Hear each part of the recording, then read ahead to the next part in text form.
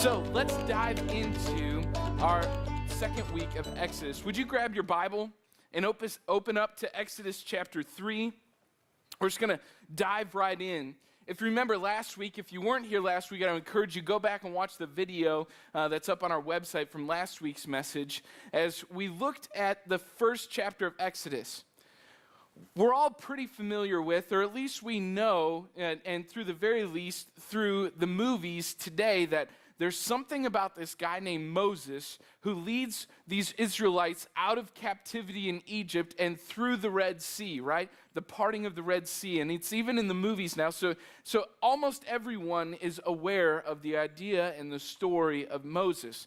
But how did the people of Israel ever get to this place where they were enslaved in Egypt? How did that come about? What happened that made that come true? And so last week we looked at the journey from Joseph to Moses. Joseph was one of many brothers, was sold into slavery by his brothers. Talk about a bad day. You might want to do that to your siblings every once in a while. I know. I thought about it myself growing up with my brothers. It wouldn't be such a bad idea if we just kind of lost him forever and he was stuck in slavery and that kind of thing. I'd enjoy watching that from a distance, right? Well, that's what Joseph's brothers did to him. Sold into slavery, starts coming up through the ranks as a servant under the king of Egypt, and as a servant now of Potiphar's wife, high-ranking official in Egypt. Potiphar's wife says that there was some indecency there, accused Joseph of things that he never did. Joseph is thrown into prison now and starts interpreting dreams from prison to the Egyptian king. He does it so well that the years go by. Now he's brought into authority in the Egyptian kingdom and now is even given half the kingdom because of how God's been working and been faithful through this whole thing. Joseph now is in authority. Joseph is in prosperity, if you will, and his brothers come into Egypt looking for some help because there's famine has come across the land. Now Joseph sees his brothers. His brothers don't really recognize that's their brother Joseph. They figured he was dead or a slave somewhere. But now Joseph finds out those are his brothers. And if that was you and me, we'd probably be looking for revenge. But Joseph has mercy on his brothers, as we hear about here. His brothers are brought in to the Egyptian kingdom, and the Israelites' population grows over years and years and years and years. They don't do anything wrong. They don't turn away from God. Scripture doesn't lead us to that. All we hear is that Joseph and his brothers all pass away over several generations, and a new king comes into power, and the new king says, I don't like all of these Hebrews, these Israelites. Let's put them into slavery and oppress them, because if they ever want to overthrow us, they'll just join the ranks with all of our enemies, and we'll be goners. That's kind of catching you up through Exodus chapter 1. So the Egyptian king, Pharaoh, has a plan to take out all of these newborn babies so that there wouldn't be any men that come up in the Hebrew ranks anymore. Just the women. So he orders that all the Hebrew boys that are born to be killed. All of them are being slaughtered as they're being born. Young baby boys being killed. Can you imagine a government that is demanding that? And all of this is happening. And yet Moses escapes, is put in a basket, sent down the Nile River. And don't you know that Pharaoh's daughter finds him in this basket, begins to take care of him, and he grows up in the Egyptian kingdom. He is given power and authority. Now, Moses is a part of this family, essentially, but one day sees, and you can read through all this in chapters 1 and 2 of Exodus. Chapter 2, Moses sees that some of his people, the Israelites, are being mistreated, so he kills one of the Egyptian officials, one of the slave drivers, kills him. People find out. The Egyptian king, Pharaoh, finds out, and Moses has to flee for his life. Runs away to this place called Midian. And in Midian, he stumbles along. Can you just believe Moses' luck? This is so great. Moses stumbles into a bunch of girls. I mean, can you imagine a dude by himself in the desert. If there's one thing he would love to come across, it's a bunch of girls, right? Somebody that he can date. He probably hasn't been on a date in a long time. Poor guy, you got to be feeling bad for him. So he starts to, and not only does he want to date them, but he actually gets to rescue them. Look at this in Exodus chapter 2, the end of chapter 2. Moses rescues all of these girls, these daughters of Jethro. Jethro owns all these flocks, all these sheep. They're nomadic shepherds. And he has all these daughters. And so Jethro says, well, let's let Moses stay with us and he can work with us. In fact, he can even marry one of my daughters. And so he gets to marry his daughter. Zipporah is her name. This is turning out not so bad for Moses, right? I mean, he's on the run for his life, looking to save himself, comes across Zipporah. What's up? Let's get married, and I get a job because of your dad. This is working out pretty good, right? Time goes by. He's living with them in Midian, nomadic herders. And God shows up on the scene and says, Moses, I want to work through you. Here comes the story of the burning bush. Okay? Here's where we're at in chapter 3, Exodus chapter 3. Let's start in verse 7. Just follow along in your Bibles or on an app on your phone. It says this, the Lord said, I have indeed seen the misery of my people in Egypt. I've heard them crying out because of their slave drivers. And I'm concerned about their suffering. God is saying this to Moses. So I've come down to rescue them from the hand of the Egyptians and to bring them up out of that land into a good and spacious land, a land flowing with milk and honey, the home of the Canaanites, Hittites, Amorites, Perizzites, Hivites, and Jebusites. And now the cry of the Israelites has reached me, and I've seen the way the Egyptians are oppressing them. So now go. I'm sending you to Pharaoh to bring my people, the Israelites, out of Egypt. Now, hold on. You can probably guess what Moses' next words are going to be, right? Because if you're Moses, you're thinking the exact same thing right here. Moses has got to be thinking, hold up, God. Life is good now. I'm not running for my life anymore. I've got a wonderful wife. We have a kid now. I'm in good with my father-in-law. Some of us are like, man, I'd like to see that happen in my family, right? The father-in-law thing is going well. I've got a job. We're making things work right here. This is great. But you're asking me to go back to the place where I'm pretty sure that I'm still wanted. People are out for me. They want to kill me because I killed one of them. And you're saying I'm the guy to go. Well, if that's what you would say, you're exactly right. Verse 11, Moses said to God, who am I that I should go to Pharaoh and bring the Israelites out of Egypt? Verse 12. Now you can just imagine the trepidation that Moses is experiencing in this moment. I can't be the guy to go back. God, you've got to get somebody else. I can't be this person. And yet, God says this in verse 12, I will be with you, and this will be the sign to you that it is I who have sent you. When you have brought the people out of Egypt, you will worship God on this mountain. So Moses starts playing hypotheticals, right? So, God, suppose I go to the Israelites and say to them, the God of your fathers has sent me to you, and they ask me, what is his name? Then what shall I tell them? Is that the first question you would ask? I mean, my first hypothetical situation that I bring up with God if he was sending me to go is, suppose I walk into Egypt and they kill me before I get anywhere, right? Suppose I walk back into Egypt and all I see is suffering, and there's just no way for me to overcome this. Suppose I go back to Egypt and they throw me into slavery. What do I do then? What's your plan B, God? No, Moses doesn't ask that. He asks a different kind of question. And he's been asking it this entire chapter. It's not a question of plan Bs. It's a question of identity. God says, Moses, I want you to go. His first question is, who am I that you should send me to go?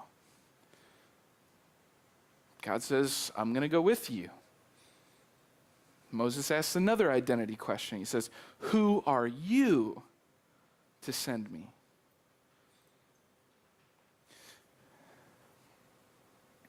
It's interesting that in this season of suffering that the Israelites are facing here, being enslaved, it's interesting that it's an identity question that God starts to tug on Moses' heart with. It's interesting that those are the questions that Moses is asking, not, give me plan A, plan B, plan C. I want to make sure this all works out. But he says, who am I? And then, who are you that this should all be happening? Might I suggest that in the midst of suffering, it's more of an identity issue than it is anything else. And here's why the identity piece is so incredibly important. Why identity is so crucial when you're enduring and facing and going through hardship or addiction or any kind of suffering. This is why the identity question is asked so often. Because God comes back with the answer that trumps all things, that trumps any kind of suffering, that trumps any kind of plan A, plan B, plan C. He says this in response to Moses. Verse 14, look at this. Moses has just asked, who are you? When they all ask me, who shall I say sent me? God said to Moses in verse 14, I am who I am. This is what you are to say to the Israelites. I am has sent me to you. Now that sounds very poetic, doesn't it? Sounds really nice. Sounds really different. It's almost like the curveball that you didn't see coming in the movie. Like, wait, that's it? That's all you're supposed to do is just say that I am sent you? That's not going to be good enough, God. I need a little more substance here, don't you think? But if we were to look a little bit more deeply at this passage, then we'd start to discover the name of God.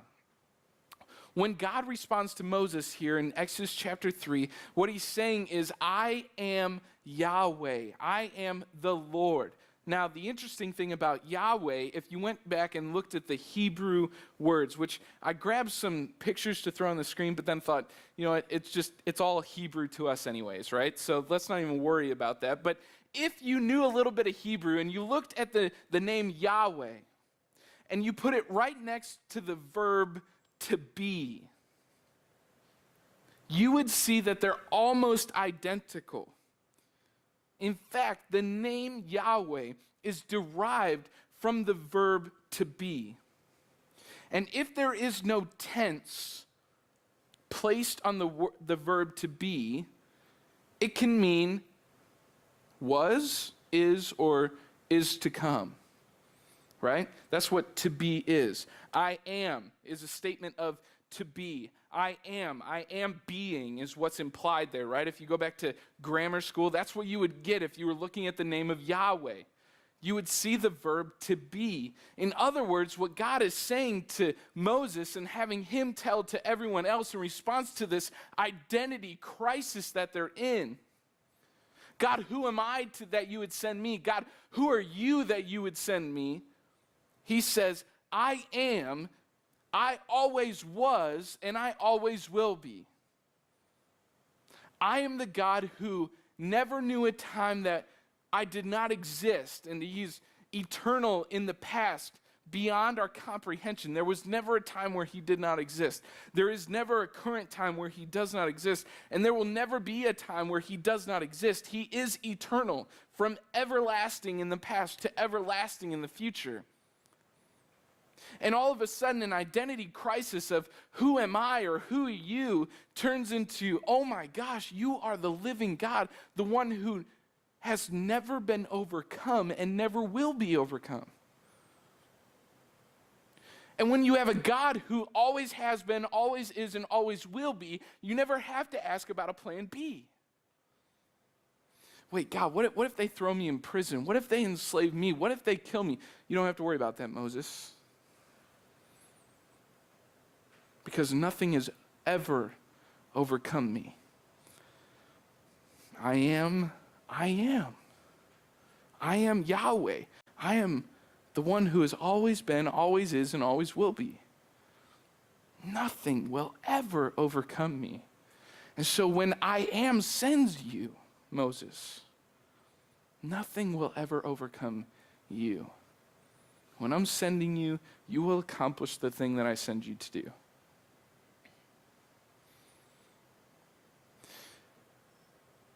In this moment of oppression, slavery for the people of Israel, the thing that they need is a plan from God to rescue them, the God who cannot be overcome.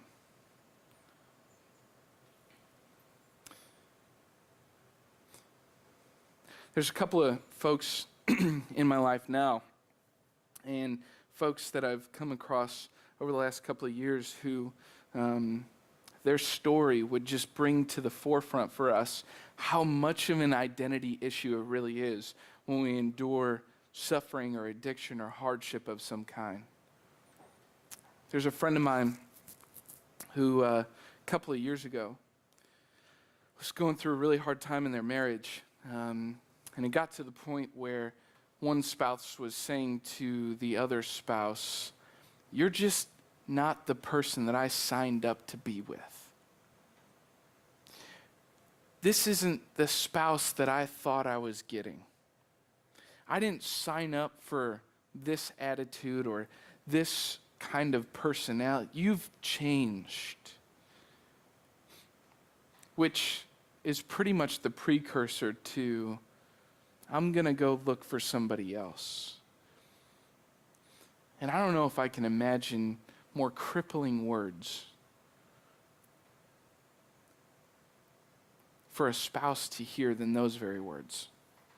You're not who I signed up to be with.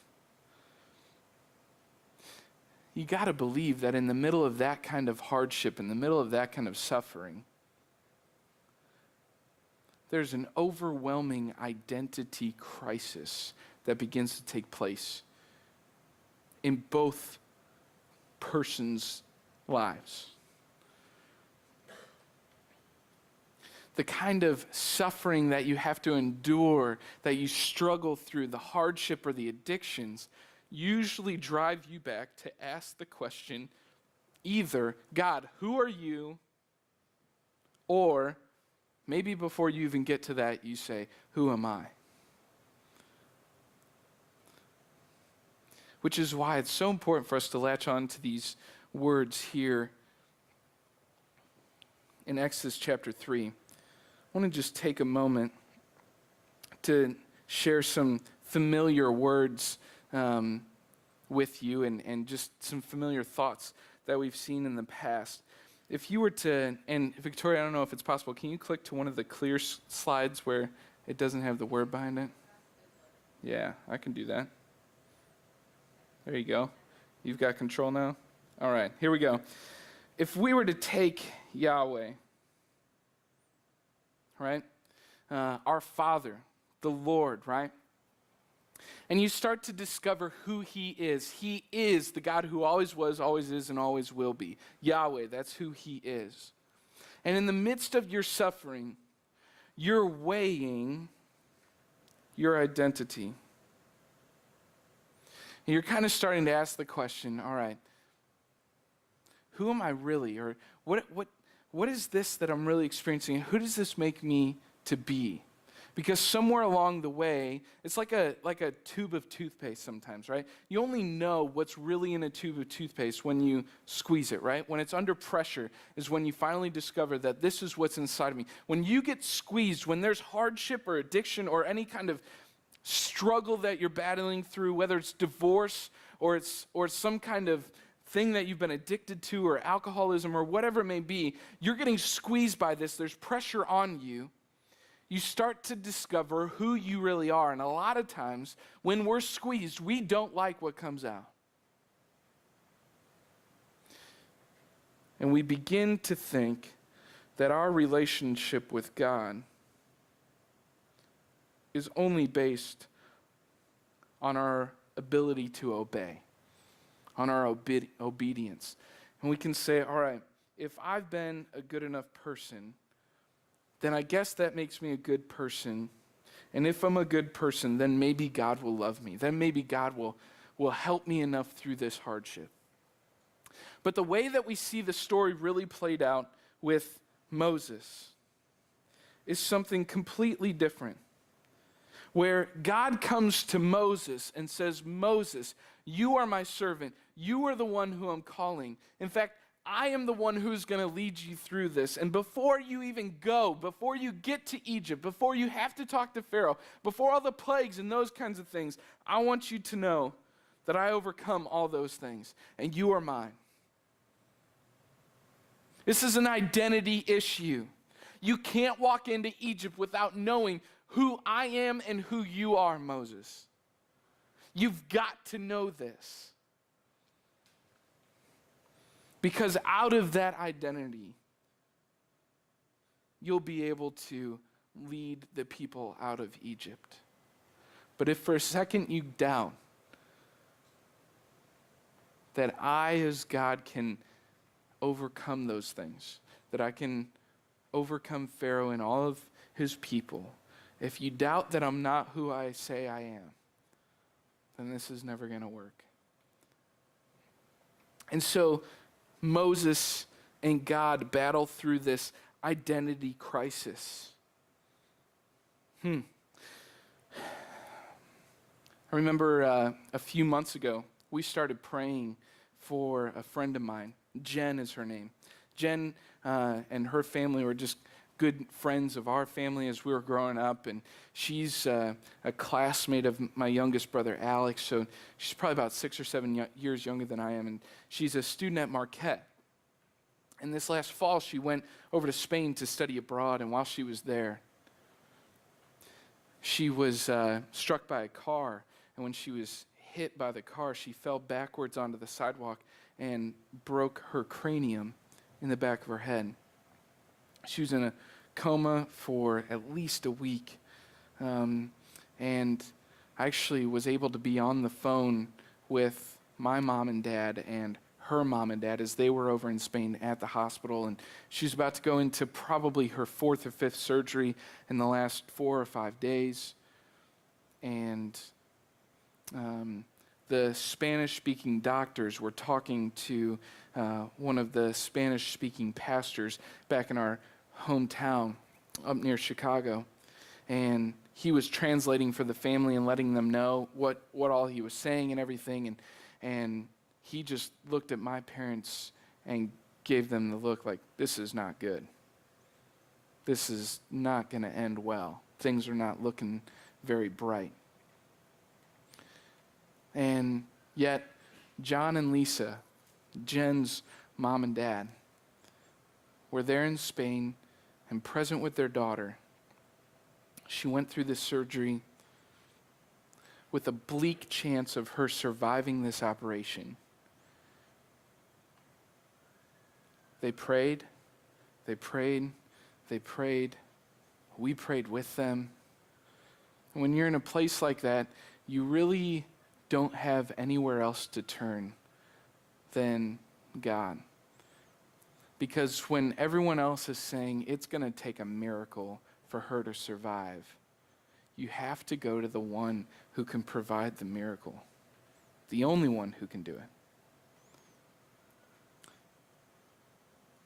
And that day she came out of surgery. She had a couple more surgeries. She started to get stronger. She started to wake up. She started to have conversations. She started to walk. She started to have her memory come back. And finally now she's back in the United States and able to take herself to her own therapy sessions and speech therapy and all these things that she has to go through now to continue to get stronger from all these operations and this accident. But I just think, if I'm John and Lisa, if I'm Jen's parents, without God, that situation is completely hopeless. I've got no hope of anyone rescuing my daughter from this incredibly terrible situation. We're suffering through this. We don't know what we can do, which makes us ask the question, who am I? I mean, who am I that I can really do anything for my daughter right now? Which has got to bring you to the question of, who is God? How can he rescue my daughter in this moment? How can he heal her? And yet in that moment, in those hospital rooms, in those operating rooms, on those operating tables, God continued to be there with Jen and healed her. See, in that situation, that kind of suffering, where it'd be easy for us to ask the question, how can God let this happen? Sometimes there isn't a good enough explanation for those things. What we're tempted to ask is, maybe I haven't been obedient enough, and so now God hates me and is punishing me for my sin, when the opposite is the truth. That in spite of our lack of obedience, in spite of our inability to follow him, he still continues to call us his children. You are my son, you are my daughter, and I want you to remember, I am Yahweh. I am who I am. In other words, I can overcome anything. Any kind of brokenness, any kind of addiction, any kind of struggle. And if that's what we encounter in 2015, if that's what you're already encountering in January of 2015, then let's be reminded not just of who we are, but who he is. He is our Father who loves us dearly and calls us his own children.